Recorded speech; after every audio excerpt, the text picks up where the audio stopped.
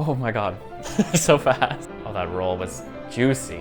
Oh my god. Dracula. Prokofiev, bro. So good. I just love this piece so much. Everyone, I have a confession to make. I messed up. So a few weeks ago, I made a video about the third piano concerto of Prokofiev and Martha Argerich's performance of it. In the comments to that video, a lot of you mentioned that I should have spoken about William Kapell's version, or that was the version that you liked the most. And I have to admit that I have never heard his interpretation of the piece. I'm very sorry to say. It's possible, of course, that I've heard it, but I haven't ever really sat down and seriously listened to it. I am a fan of Kapell, and I've actually been really wanting to do a video on the channel about him for a long time.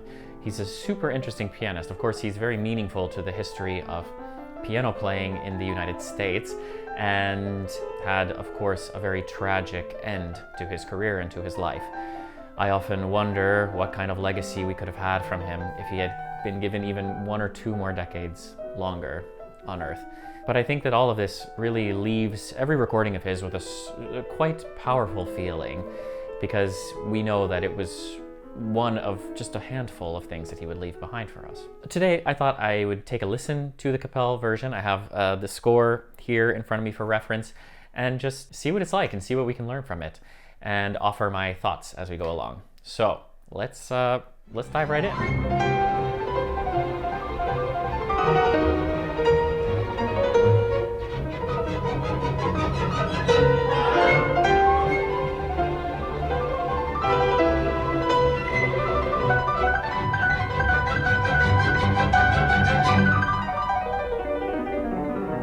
It's already a really amazing beginning. I'm noticing that he's bringing out the dynamics so much. I think, in my personal experience, it's quite difficult to find the appropriate range between piano and forte and mezzo forte when you're playing with an orchestra. I think usually the common wisdom is that we kind of have to temper these dynamics so that we don't get covered up.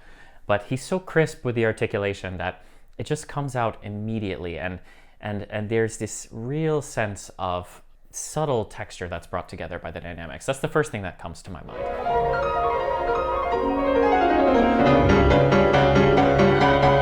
It's slower.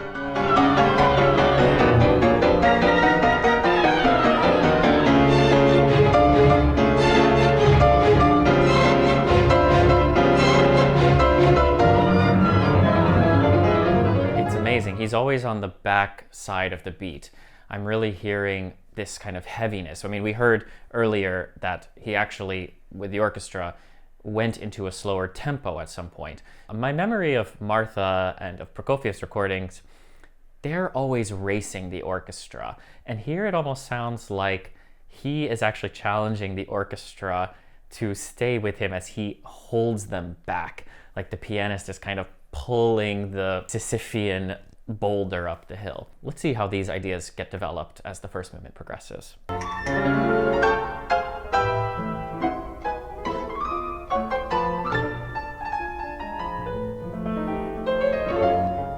Oh, that roll was juicy.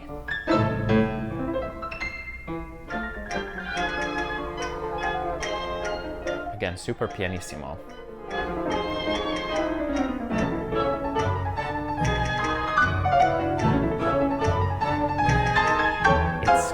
Unnerving. I feel like Martha, for example, and other pianists play that with a little more elegance, and he plays it in a much more harsh way. But overall, it's a biting kind of sound, almost really making fun of the idea that this might be something danceable. Overall, it gives me a really uneasy feeling. That might make the beautiful opening melody when it returns just that much more satisfying. And somehow this time I was also in that second theme. I was thinking about DeFalla, Fantasia Betica. I don't know why, just that tic-a-dum, tic-a-dum, tic-a-dum reminds me a little bit of that melodic gesture that he puts in there.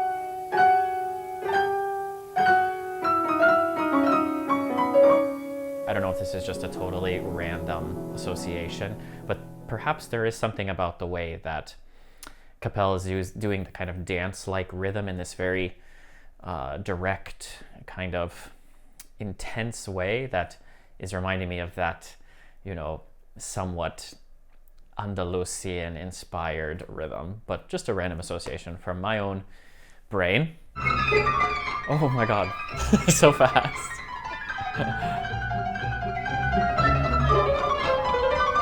No meno mosso this time, no, no, no.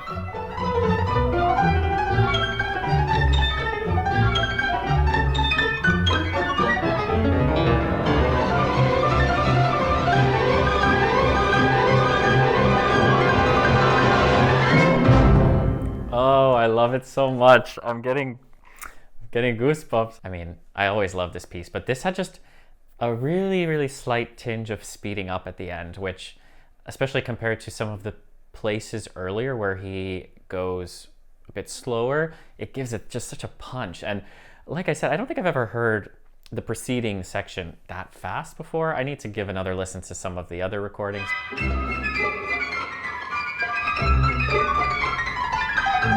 This time I'm really hearing him just go, and it's super, super satisfying. Let's give the second movement a listen, hey? I'm thinking that this second movement's going to be quite interesting given the way that he handled the dance-like material in the previous movement. I'm curious what kinds of characters he'll bring to this one.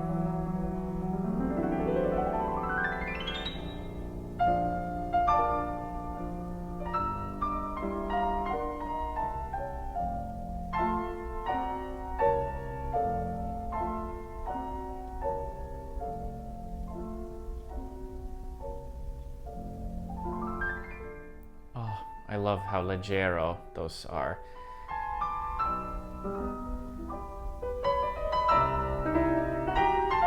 The voicing so transparent.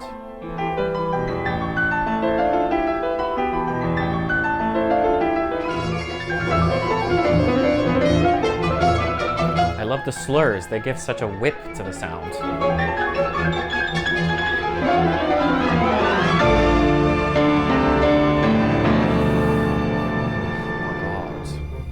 Dracula. That hurts so good, you know what I mean? Again, his accents are so distinct, and the way he, when they're offset from the rhythm, it's just so precise and so driving.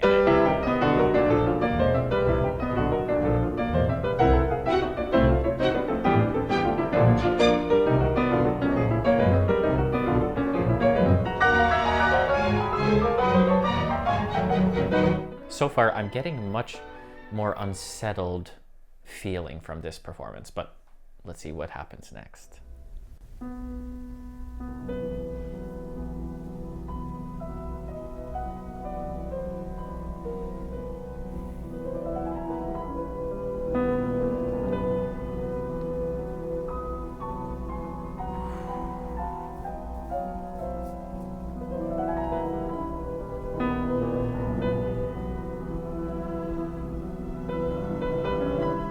This is super interesting. I love how he creates this difference between the middle register, dun, da, da. It's very strong. It has almost a horn call-like quality, and then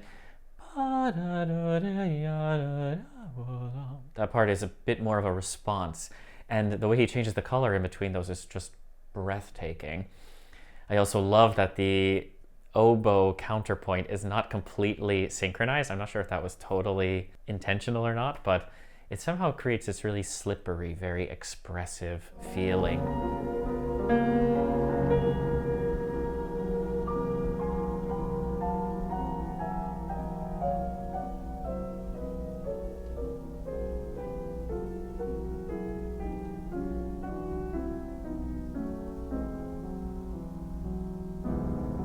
This last run of the thirds going down, or this, slow scale, it's so simple. Nothing going on, no rubato, just bum, bum, bum, bum, bum, bum, bum, which I think is going to make what comes after really pop.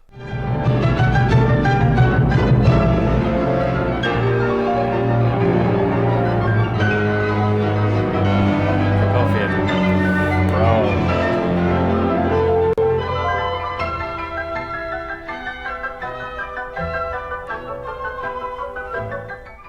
There's a really interesting play between kind of very white key diatonicism and very chromatic writing in this piece too.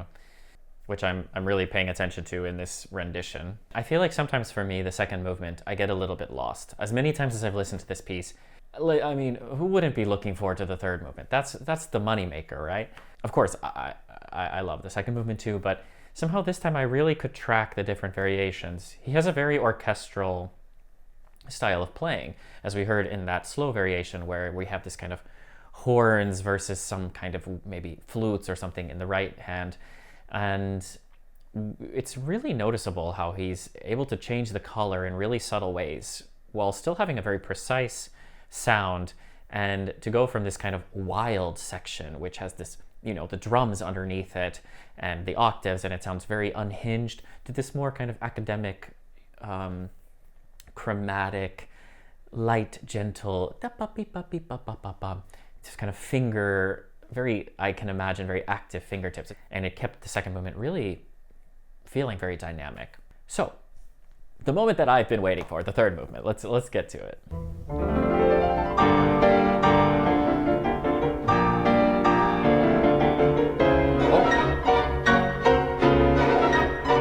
Wait, I do need to listen to this again. So did he get a little bit, he started a little slower than usual. Did it get faster? I need to listen. I'm sorry.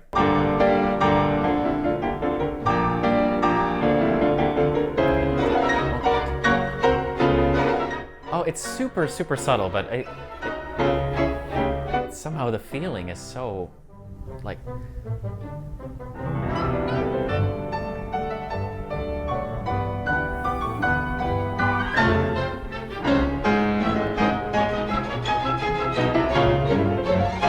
He's really using the moments where the orchestra is not playing to his advantage to just slightly distort the time, and it's such a crazy effect. I love that in the first movement I was complimenting him for such nuanced use of dynamics, and then here he's basically just blasting through, and I say that with absolutely no judgment. I love it. It sounds so exciting, and it's so intense and so harsh in a way. Just have a feeling that it's a little bit rougher around the edges in this movement, which is interesting because the first and second movement were so detailed and so kind of granular in their like inner expression. I mean, it's great. I love it.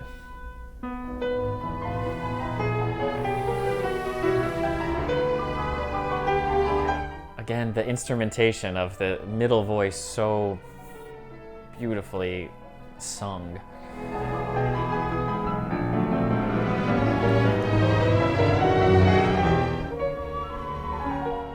I love his leggiero. It's so magical, just like sparkles of sound.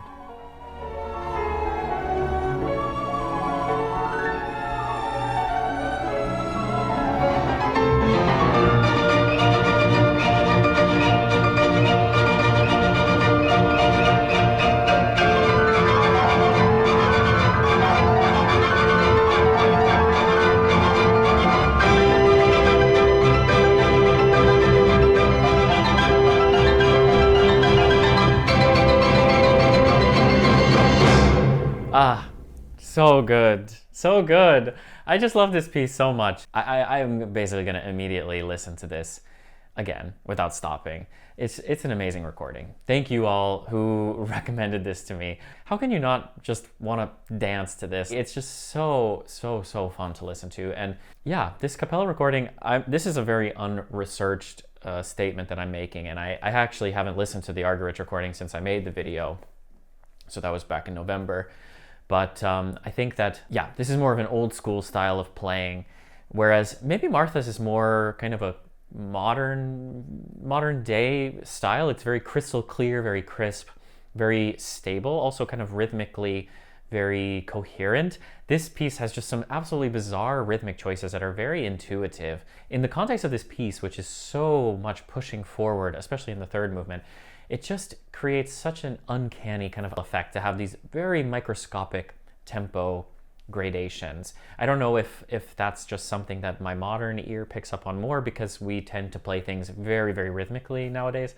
And the way that he plays the kind of the transparency and the sensitivity and leggiero of those more lyrical moments, which are actually quite few and far between in this piece, it gave me goosebumps. It was very, very moving to listen to. So let me know which piece you'd like me to listen to next, which piece you'd like me to react to, if there are any others. And if you like this format of reacting to great piano videos, I mean, it's a great excuse for me to just kick back and listen to some of the best piano music, which I can't complain about that. Thank you for joining. I'm Robert Fleitz from Tonebase, and I will see you next time.